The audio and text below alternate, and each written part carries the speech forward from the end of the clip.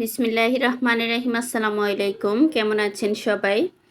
আশা করছি ভালো। হাজির হয়ে গেলাম খুবই মজার একটা পাবদা মাছ ভুনা রেসিপি নিয়ে। চলেন দেখে নেই কীভাবে রান্নাটা করছি। প্রথমে ফ্রাই প্যানে পরিমাণ মতো সরিষার তেল দিয়েছি। তেলটা যখন গরম হয়ে যাবে তখন দিয়ে দিব পাবদা মাছ। মাছটাকে হালকা ভেজে রান্না করলে খেতে কিন্তু খুবই ভালো লাগে।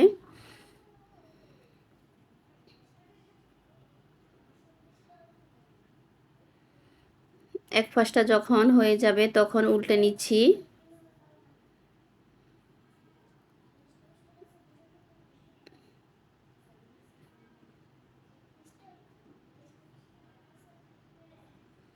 এই তো মাছগুলো ভাজা হয়ে গিয়েছে, এখন উঠিয়ে নিচ্ছি, বাকিগুলো ভেজে নিব।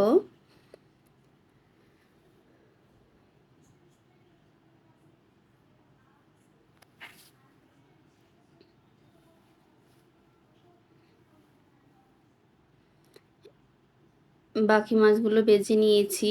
এখন চুলায় একটা কড়াই বসিয়ে দিয়েছি পরিমাণ মতো তেল। তেলটা যখন হালকা গরম হয়ে যাবে দিয়ে দিব পেঁয়াজ কুচি।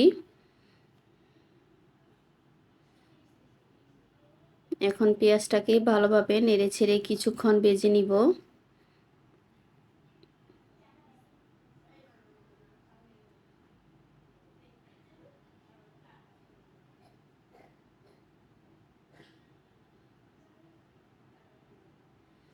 এই তো পেঁয়াজটা আমি ভালোভাবে ভেজে নিচ্ছি। দিয়েছি 2টা কাঁচামরিচ, স্কিপ হয়ে গিয়েছে।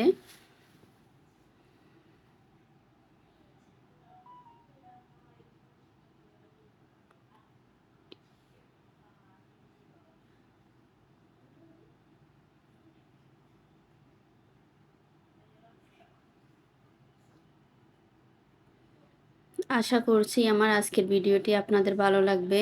এতক্ষণ যারা ধৈর্য নিয়ে আমার ভিডিওটি দেখেছেন অথচ লাইক দিতে ভুলে গিয়েছেন, প্লিজ একটা লাইক দিয়ে দিবেন। আর এই রকম নতুন নতুন রেসিপি পেতে পপিস কুকবুকের সাথেই থাকবেন। পেঁয়াজটা আমি ভালোভাবে ভেজে নিয়েছি।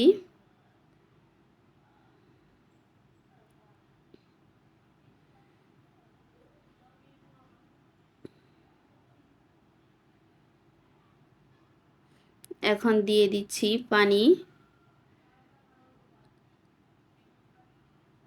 দিব হলুদের গুঁড়ো,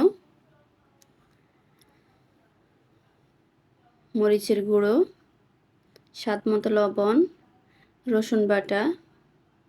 এখন ভালোভাবে নেড়েচেড়ে মশলাটাকে কিছুক্ষণ কষিয়ে নিব।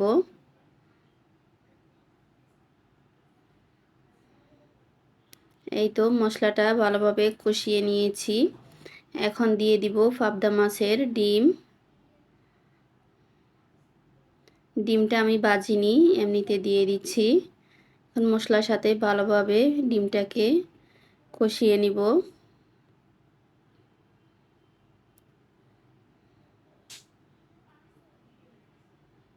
এইভাবে মাছের সাথে ডিমটা দিলে খেতে কিন্তু খুবই ভালো হয়।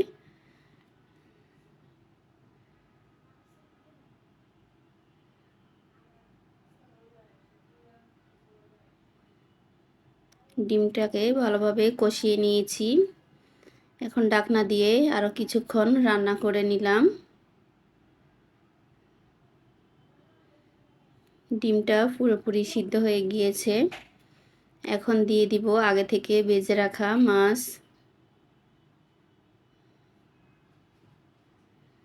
দিচ্ছি পরিমাণ মতো পানি,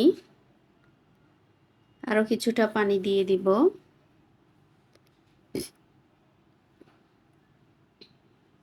এখন আবারও ভালোভাবে নেড়ে নিচ্ছি।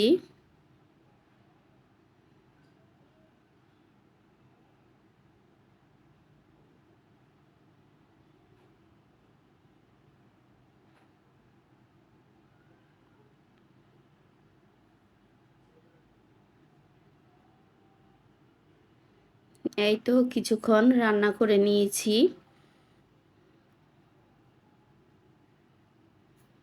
এখন একটু আলতো করে নেড়ে নিচ্ছি, মাছটা একটু নরম ভেঙে যেতে পারে।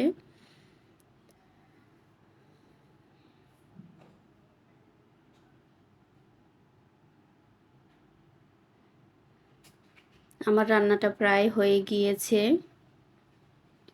আরও কিছুক্ষণ রান্না করে নামিয়ে নিব। দেখা হবে অন্য কোনো ভিডিওতে।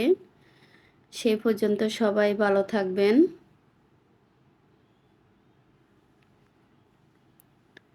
আল্লাহ হাফেজ। আসসালামু আলাইকুম।